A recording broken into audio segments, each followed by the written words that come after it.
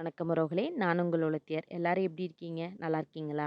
Video பார்க்க வந்ததுக்கு ரொம்ப நன்றிங்க. இன்னைக்கு என்ன பதிவுன்னு பார்த்தீங்கன்னா, ரோஜா செடிகள் இந்த மாரி கொத்து கொத்தா மொட்டுக்கள் வச்சு பூக்கிறதுக்கு, நான் என்ன இந்த செடிகளுக்கு பயன்படுத்துறேங்கிறத டீட்டெயில்டா எக்ஸ்பிளைன் பண்ணியிருக்கேங்க. உங்க செடிகளும் இது மாரி பூக்கணும்னு விருப்பப்பட்டீங்கன்னா, மறக்காம இந்த வீடியோவ தொடர்ந்து பாருங்க. நான் என்னோட செடிகளுக்கு அதிகமா வாழைப்பழ கரைசல் தாங்க பயன்படுத்துறேன். இதுக்கு நல்ல கனிஞ்ச வாழைப்பழங்கள் தேவைப்படுங்க. இது மாரி நீங்க பழக்கடைகளுக்கு போம்போது கனிஞ்ச வாழைப்பழங்கள் இருக்குங்க. அத வந்து நீங்க குறைஞ்ச விலை குடுத்து வாங்கிட்டு வாங்க. அது நம்ம செடிகளுக்கு பயனுள்ளதா இருக்குங்க. கூடவே கொஞ்சம் முருங்கை இலையும், கொஞ்சமா நாட்டு சர்க்கரையும் தேவைப்படும். அதையும் எடுத்துக்கோங்க. நம்ம தூக்கி போடுற இந்த வாழைப்பழ தோல்ல மட்டுமே பார்த்தீங்கன்னா, கால்சியம், பொட்டாசியம், மெக்னீசியம், பாஸ்பரஸ்ன்னு அவ்ளோ சத்துக்கள் இருக்குங்க. இது வந்து நம்ம மண்ணோட ஆக்ஸிஜன் லெவல அதிகப்படுத்தி, அந்த செடிகளோட வேர்கள நல்லா பலப்படுத்துதுங்க. அதுக்கப்புறம் அந்த செடிகளோட பூக்கும் திறன அதிகப்படுத்துதுங்க. வர்ற ஒவ்வொரு புது தளிர்லயுமே கொத்து கொத்தா மொட்டுக்கள் வரத நீங்க கண்கூடா பார்க்கலாங்க. முருங்கை இலைகள்ல பார்த்தீங்கன்னா, அதிக அளவுல மைக்ரோ நியூட்ரியன்ட்ஸ் இருக்குங்க. அது வந்து நம்ம செடியோட வளரும் திறன அதிகப்படுத்தி குடுக்குதுங்க. நாட்டு சர்க்கரைய நம்ம எதுக்கு பயன்படுத்துறோம் அப்படின்னு சொன்னா, இது வந்து மண்ணுல இருக்க மைக்ரோ ஆர்கானிசம் அதாவது நுண்ணுயிர்கள நல்லா பலப்படுத்தி, அந்த செடிகள் தேவையான நியூட்ரியன்ட்ஸ எடுக்கிறதுக்கு ரொம்ப உபயோகமா இருக்குங்க. ஆனா, நம்ம அத குறைஞ்ச அளவு தாங்க பயன்படுத்தணும். இப்ப இந்த வாழைப்பழங்களை எல்லாம் இது மாதிரி நசுக்கி எடுத்துக்கணுங்க. நீங்க கையிலயோ, இல்ல ஒரு ஸ்பூன் இல்ல மேஷர் வச்சு நசுக்கி எடுத்துக்கோங்க. இது மாதிரி பண்றதுனால, அது வந்து நொதிக்கிறதுக்கு கொஞ்சம் ஈஸியா இருக்குங்க. எல்லா வாழைப்பழங்களையும் இது மாரி செஞ்சு எடுத்துக்கலாம் வாங்க. எல்லா வாழைப்பழத்தையும் நசுக்கி ரெடியா எடுத்து வச்சாச்சுங்க. இதுக்கப்புறம் முருங்கை இலையும் நல்லா கிளீன் பண்ணி எடுத்து வச்சுக்கணுங்க. காம்பெல்லாம் எடுத்துட்டு, அப்புறம் வாழைப்பழ தோலையுமே வந்து சின்ன சின்னதா நம்ம நறுக்கி எடுத்துக்கணுங்க.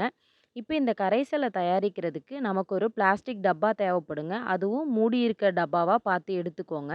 இப்ப இதுல வந்துட்டு முதல்ல வாழைப்பழம், அதுக்கப்புறமா வந்துட்டு முருங்கை இலை, அப்புறம் நறுக்கி வச்ச வாழைப்பழ தோலு, அப்புறம் நாட்டு சர்க்கரை அப்படின்னு சொல்லிட்டு ஒன் பை ஒன்னா ஆட் பண்ணிப்போங்க. இப்படி ஒன் பை ஒன்னா ஆட் பண்ணும்போது நமக்கு கடைசியா எல்லாத்தையும் கலக்கிறதுக்கு ரொம்ப ஈஸியா இருக்குங்க. நான் நெறைய வாழைப்பழங்கள் எடுத்திருக்கிறதுனால, ஒரு 4 டேபிள் ஸ்பூன் நாட்டு சர்க்கரை எடுத்திருக்கேங்க. நீங்க ஒரு 4, 5 வாழைப்பழங்கள் தான் எடுக்கிறீங்க அப்படிங்கும்போது, ஒரு 1 டீஸ்பூன் அளவுக்கு நாட்டு சர்க்கரை போடுங்க. அதுவே போதுமானதா இருக்கும். இந்த வாழைப்பழத்தோட சேர்த்து நீங்க சதைப்பற்றுள்ள வேற எந்த பழங்கள வேணா பயன்படுத்தலாங்க. எடுத்துக்காட்டுக்கு பார்த்தீங்கன்னா, கொய்யாப்பழம் அது மாதிரி பயன்படுத்தலாங்க. என்கிட்ட இன்னைக்கு இல்ல. அதனால நான் இது மட்டும் தாங்க பயன்படுத்தியிருக்கேன். இப்ப எல்லாமே போட்டு முடிச்சதுக்கப்புறம், தேவையான அளவுக்கு தண்ணி ஊத்தணுங்க. அதாவது நம்ம எடுத்திருக்க டப்பால ஒரு 3/4 அளவு மட்டும் தண்ணி ஊத்துங்க. மீதி கொஞ்சம் இடம் இருந்தா தான், அது நொதிச்சு வர்றதுக்கு சரியா இருக்குங்க. முழுசா தண்ணி ஊத்திட வேணாங்க. இப்ப பார்த்தீங்கன்னா தெரியும். நம்ம போட்டதெல்லாம் ஒன் பை ஒன்னா போட்டிருக்கிறதுனால, ஓரளவுக்கு கலங்கி இருக்குதுங்க. நம்ம தண்ணி ஊத்துனதுக்கப்புறம். இதுக்கப்புறம் நல்லா கையில குலுக்கி எடுத்துட்டோம்னா, நல்லாவே கலங்கிடுங்க. இந்த கரைசல அப்படியே ஒரு 30 நாளைக்கு ஒரு நிழல் பாங்கான இடத்துல வச்சுருங்க. அப்பப்ப எடுத்து ஒரு குலுக்கு மட்டும் குலுக்கி வச்சுட்டீங்கன்னா, நல்லா நொதிச்சு கரைசல் ரெடி ஆயிருங்க. இது நம்ம செடிகளுக்கு கிடைச்சிருக்க ஒரு வரப்பிரசாதம்னே சொல்லலாங்க. இது ஒரு அமிர்த கரைசல் தாங்க. இத கண்டிப்பா உங்க செடிகளுக்கு பயன்படுத்தி பாருங்க. 100% ரிசல்ட் கிடைக்குங்க. கண்டிப்பா வந்து நீங்க எனக்கு தேங்க் பண்ணுவீங்க. இது நான் ஏற்கனவே தயார் பண்ணி வச்சிருந்ததுங்க. இத நான் எப்படி செடிகளுக்கு ஊத்துறேங்கிறதையும் உங்களுக்கு காட்டுறேன் வாங்க. இத நல்லா குலுக்கி எடுத்துட்டு, இது மாதிரி 2 அன்னக்கூடை வச்சிருக்கேங்க. இதில ஊத்தி, இதில தேவையான அளவு தண்ணியும் ஊத்தி நல்லா கலக்கிக்கலாங்க.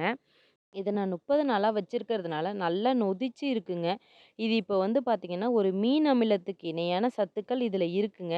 இது நம்ம செடிகளுக்கு கிடைச்ச ஒரு வரப்பிரசாதம்னே சொல்லலாங்க. இப்ப இதில தேவையான அளவுக்கு தண்ணிய நல்லா தாராளமா ஊத்தி, நல்லா டைல்யூட் பண்ணிக்கலாங்க. இந்த கரைசல நம்ம பூச்செடிகளுக்கு மட்டும் இல்லங்க, காய்கறி, பழச்செடிகளுக்குமே பயன்படுத்தலாங்க. நல்ல ரிசல்ட் கிடைக்குங்க. பாருங்க, எப்படி நல்லா நான் கலக்கி வச்சிருக்கேன் அப்படின்னு சொல்லிட்டு. இப்ப இத ஏற்கனவே செடிகளுக்கெல்லாம் தண்ணி விட்டு வச்சிருக்கேன் இல்லைங்களா? அந்த செடிகளுக்கு நம்ம அந்த செடியோட அளவ பொறுத்து நம்ம தண்ணி ஊத்திக்கலாங்க. அதுக்கெல்லாம் பெரிய அளவு எதுவும் கிடையாது. செடியோட சைஸ பொறுத்து நீங்க ஊத்துங்க. சரியா இருக்குங்க. இந்த கரைசல என்னால 30 நாள் வரைக்கும் வெயிட் பண்ண முடியாது அப்படின்னு நினைச்சீங்கன்னா, பரவாயில்லங்க. இத ஒரு 1 வீக் கூட வச்சிருந்து நீங்க செடிகளுக்கு ஊத்தலாங்க. கண்டிப்பா நல்ல ரிசல்ட் கிடைக்குங்க. இப்ப இந்த வீக் ஊத்துறீங்க அப்படின்னா, திரும்ப அந்த ஊத்துற அன்னைக்கு அடுத்த கரைசல ரெடி பண்ணிருங்க.